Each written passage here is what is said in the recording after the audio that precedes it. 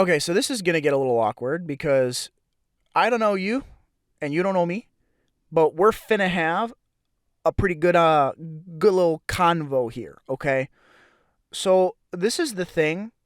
I don't know how to say this. but uh I don't really want you to look at me any more than just some guy. And I have a very special reason for this. Um, I really, really don't like how bad parasocial relationships have become over the years on the internet.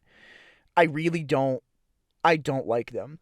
I'm gonna list off a couple of names in a minute, and by no means am I actually making the case that these guys are bad content creators or that they don't work their butts off. They absolutely do. They do. Okay, they totally do.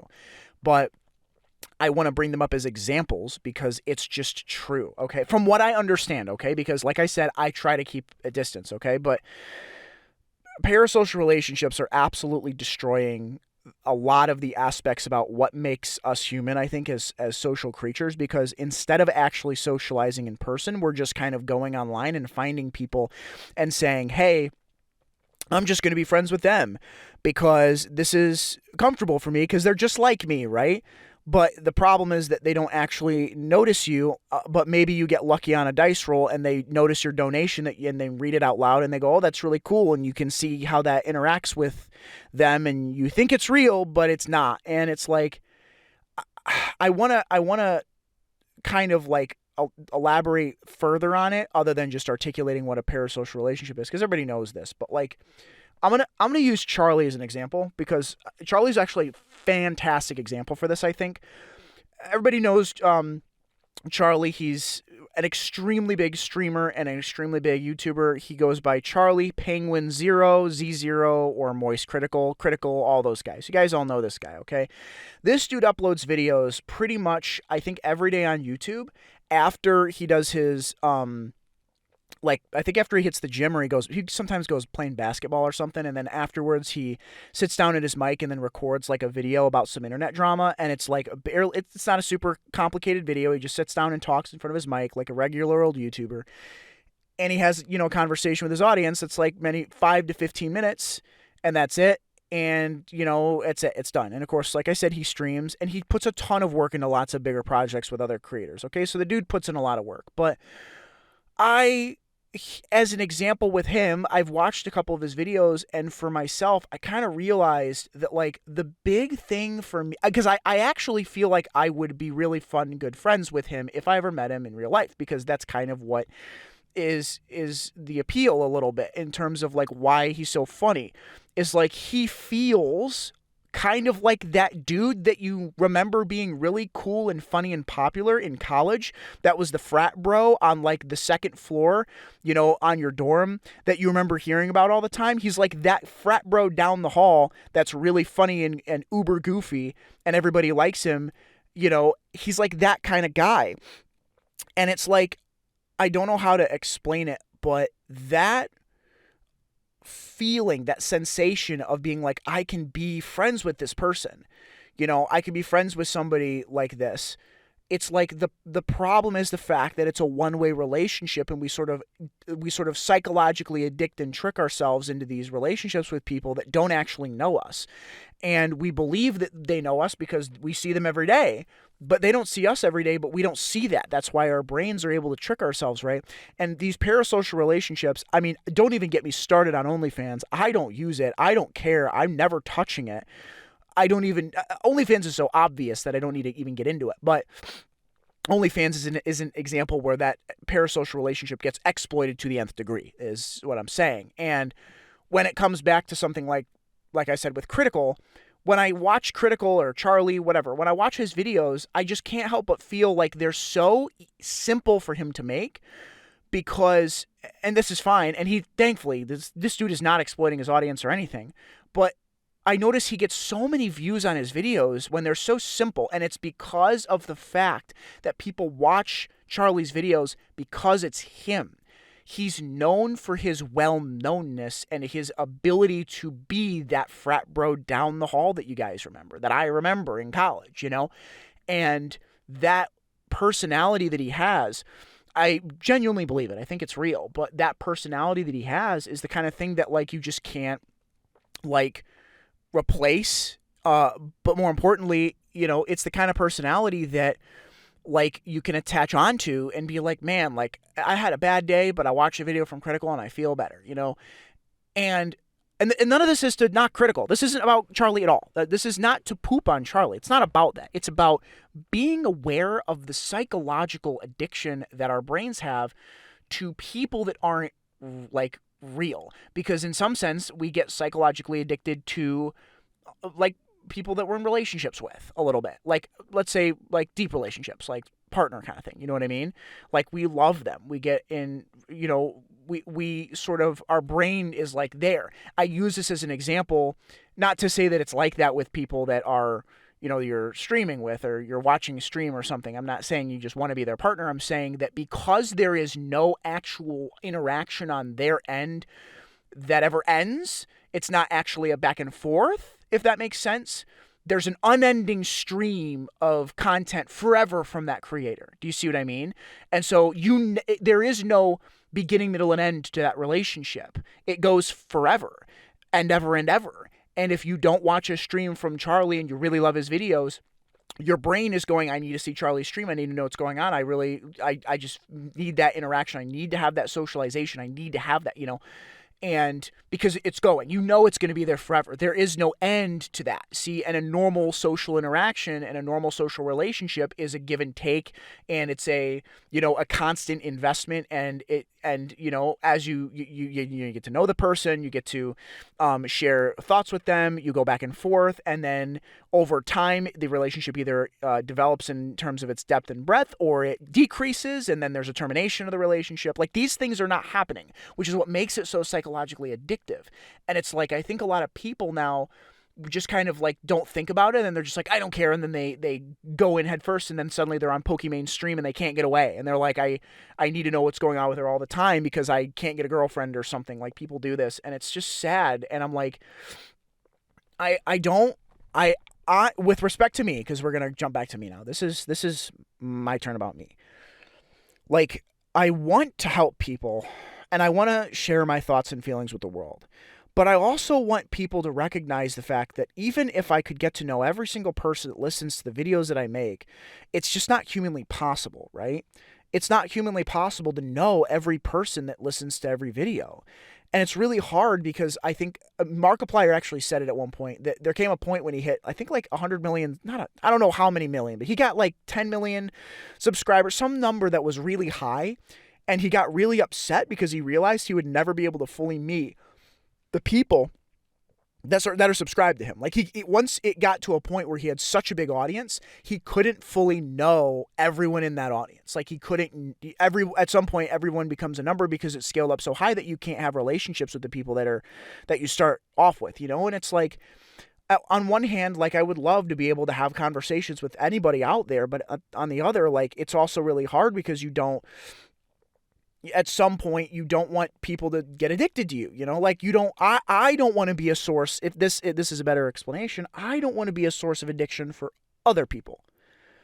See what I mean? I don't want to be somebody that is like, oh my gosh, I can't get enough of Leviathan's videos and I need to see them every day. And I don't want that for myself, for other people. Like, I don't want other people going, I need this person every day.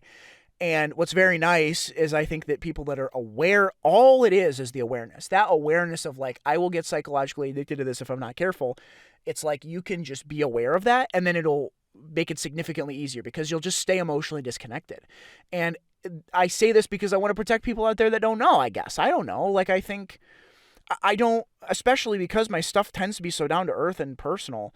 I want to connect with other people, and I want them to be like, man, that video from Leviathan makes me feel good. But I also don't want to cripple other people, if that makes sense. I don't want other people going like, man, I just really want to meet this dude because he's so cool, and like, and they vicariously live through my experience. Like, I don't want that for other people because that's so damaging, because it sucks them out of their life, and then they're living, a Little House on the Prairie life, or they're living vicariously through the Kardashians.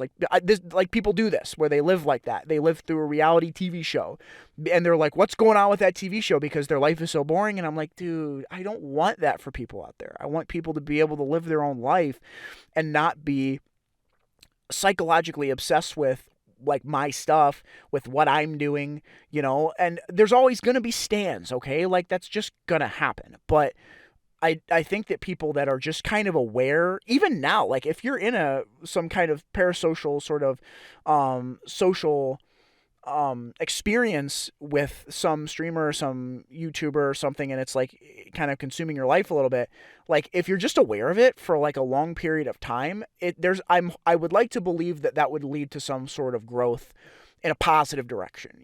Like maybe you watch, this is a really stupid example, but like there were times where during the pandemic, I used to listen to a bunch of different news about like what was going on and what was real and what wasn't real. And I watched a bunch of different hosts during that time. And like what happened is I got psychologically addicted to those hosts and what they were saying, because I trusted them, because it seemed like what they were saying was true. And so I just like needed to listen to those hosts every day for the news. And it took like weeks of conscious breaking free to go, nope, I'm not going to listen to them today. I'm not going to listen to them. I'm not going to do it. I'm not going to do it. And eventually, and it was scary because it was like, what's going on in the world? I need to know. I trust this person or these people to tell me. And it was really hard and scary, but eventually I broke free, and now I don't give a crap what's going on in the world. Like, I'm just like, if it's going to end, it's going to end, and I'm fine, But like I said, that kind of relationship that you build with somebody that isn't building it back, you're like, and it sucks because it would be the kind of thing where I'm going to be like, you're going to get hurt. But the problem is you won't get hurt, because that person isn't ever going to change their current way of interacting with you. Do you see what I mean? Like, you're not, unless you donate to them on stream and then suddenly they say, oh my gosh, you're a terrible person or something stupid like that. Like, okay. But assuming that the way that things have been with that, the way that relationships develop is through self-disclosure. And when they reveal themselves to you constantly and you aren't revealing yourself to them, it tricks your brain into believing that it's fine because, they're revealing themselves to you, so you're getting to know them really well. But the fact that there isn't actually the depth and breadth of the relationship is a farce for your brain to believe that there's something you're doing right that's causing that, when you're not actually doing anything. They're just elaborating more on their life every day about, this is what I did today and this is really cool and stuff. And so it seems real. It seems like that person is as real as your brother, but they're not to them. They don't know you. They haven't met you. They don't know your family, your struggles, your skills, your job, your relationships, where you're at, in life, or how old you are. None of that crap. And so, and I think, and I said this in a different episode to sort of conclude, like I said, that I think this is really bad. This is going to be one of those things that really destroys us. These parasocial relationships, they're completely destroying the social fabric that we live in right now, where everybody's become more antisocial. We're so antisocial because we have these parasocial relationships to fulfill and satiate our desire to not be lonely. But what's really interesting is that these parasocial relationships that we have, they don't actually make us happy in a lot of cases. They're an addiction because they don't actually fulfill the full breadth and depth of the relationship we need. It's like they tell us about themselves, but like we can't tell them about ourselves. But even if we do, they then tell us back, maybe by donating, I guess.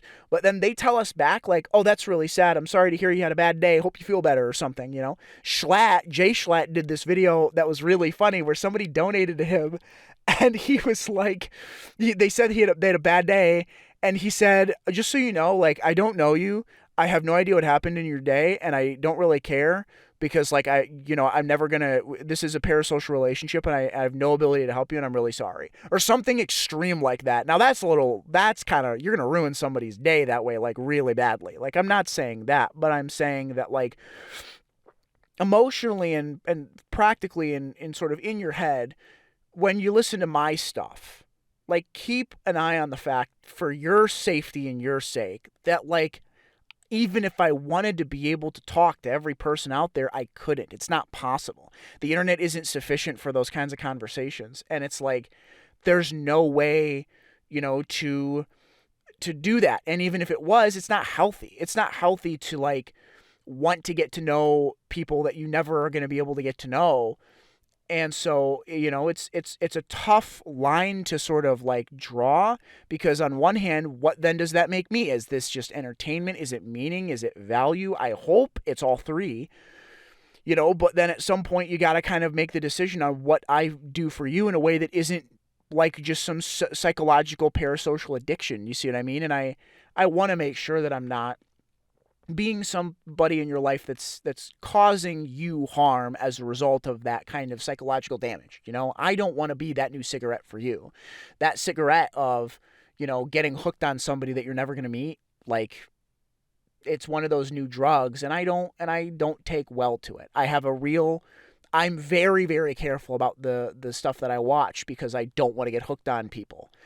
And I don't want to get hooked on someone I'm never going to meet, because it's just not healthy. But like, more importantly, it just destroys the social fabric that, is getting unraveled more and more every day. And it just kind of like breaks us as people. We're not meant to live in those one-sided relationships. It's just not a good thing for us to be doing. And it's not a good thing for me. And I'll just say this and then be done. Like, I will do everything in my power as often as I can to not do that for other people that listen to me. I do not want to build a community of people that are psychologically addicted to me. I would rather the people that listen to me go, I like this person. This is really funny. Okay, I'm going to go hang out with my girlfriend or something.